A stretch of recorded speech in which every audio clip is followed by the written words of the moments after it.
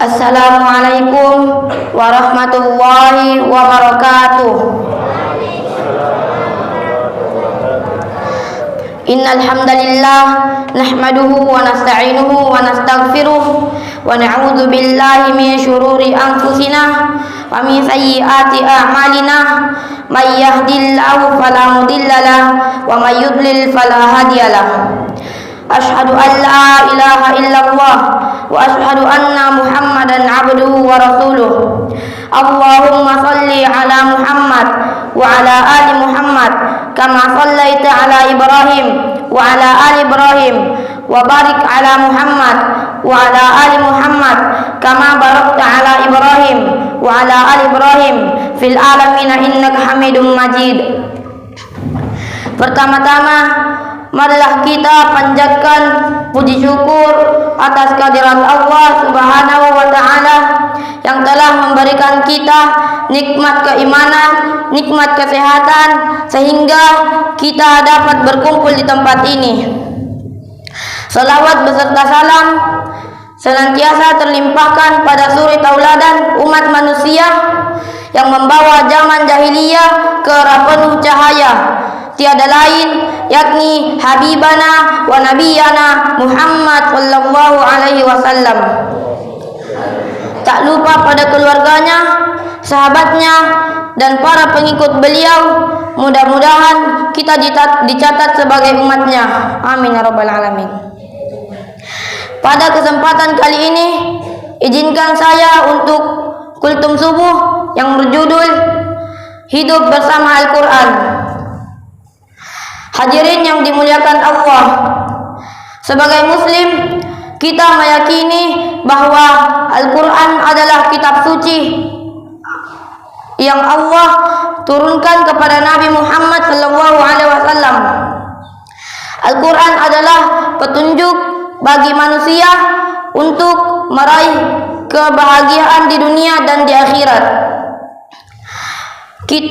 Kita pun mengetahui bahwa Allah Subhanahu wa taala telah menurunkan kitab-kitab suci lain kepada para nabi sebelum Nabi Muhammad sallallahu alaihi wasallam, yaitu Taurat kepada Nabi Musa, Zabur kepada Nabi Daud, dan Injil kepada Nabi Isa alaihissalam.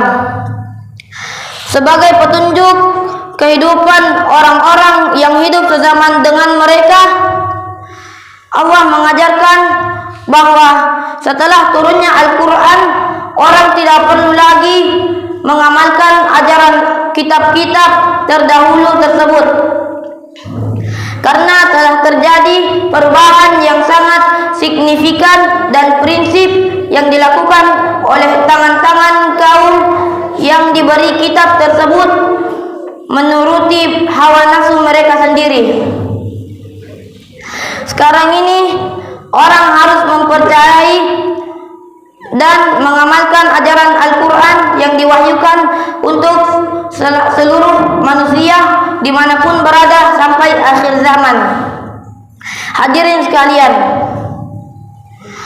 Al-Quran adalah mukjizat terbesar sebagai bukti kebenaran kenabian Muhammad SAW. Al-Quran memiliki struktur dan gaya bahasa yang sangat tinggi, nilai sastranya, kandungan makna yang sangat mendalam yang tidak akan pernah bisa disaingi oleh karya manusia manapun.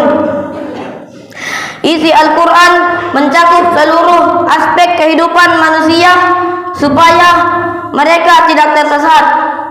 Al-Quran menceritakan sejarah orang-orang terdahulu dan bagaimana mereka menjalani hidup serta bagaimana akhir kehidupan mereka untuk menjadi pelajaran bagi kita sekalian. Sebagai umat Islam, kita wajib membaca, mempelajari serta mengamalkan ajaran Al-Quran karena ia adalah sumber hukum dan kebenaran. Al-Quran adalah bacaan terbaik dan termulia yang dapat menghibur hari dikala duka menerpa, memperkuat jiwa di saat lemah, dan untuk memberikan kita penawar di saat gundah gulana. Allah berfirman di dalam surat Al-Isra ayat 82 yang berbunyi, A'udzubillahi minasyaitonirrajim. Wa nunazzilu minal Qur'ani ma huwa syifaa'un wa rahmatul lil mu'minin.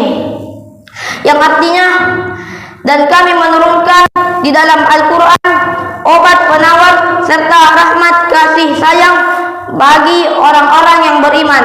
Quran surah Al-Isra ayat 82. Sekarang ini kita melihat kenyataan di dalam kehidupan adanya orang-orang yang menolak kebenaran Al-Quran.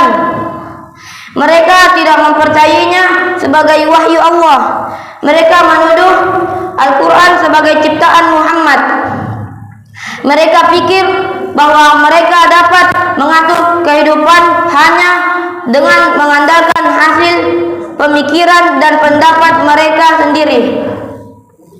Sungguh tersesat orang-orang yang berpikiran seperti itu.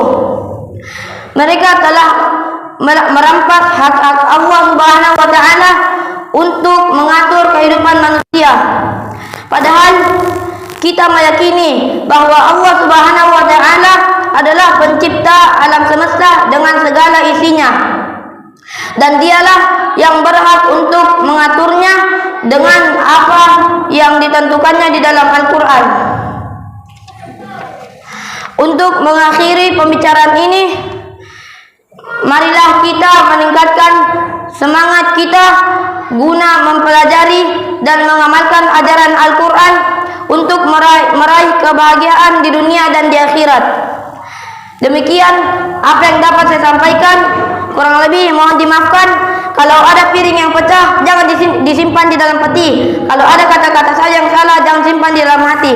Wabillahi taufiq wal hidayah. Wassalamualaikum warahmatullahi wabarakatuh.